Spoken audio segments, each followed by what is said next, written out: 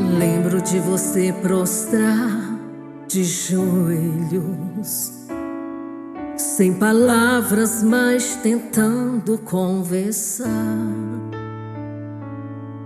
O silêncio em tua voz era um grito na alma, que durante em tuas lágrimas interpretei.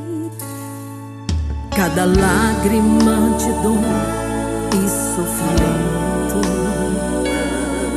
no momento não conseguiu entender o porquê das humilhações e o desprezo de alguém. Não obteve resposta, mas eu contemplei cada pranto que molhou teu rosto. Foram frases pronunciadas aos meus ouvidos. Hoje vou tirar as dúvidas do teu coração. Estou contigo. Eu permiti a humilhação pra depois te exaltar. Permiti o choro pra depois consolar. Cada gemido embrulhado no choro, meu filho querido, eu pude contemplar. Sou onisciente, interpretei o teu choro. Em cada angústia eu trago consolo. As tuas lágrimas não foram em vão. Recolhi todas antes de tocar no chão.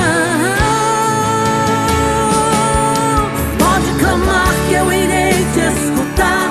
Pode clamar que eu irei consolar. Pode clamar as tuas lágrimas, filho, vou interpretar. Pode clamar que eu irei consolar. Pode clamar que eu irei escutar. Pode chorar as tuas lágrimas, filho, vou interpretar.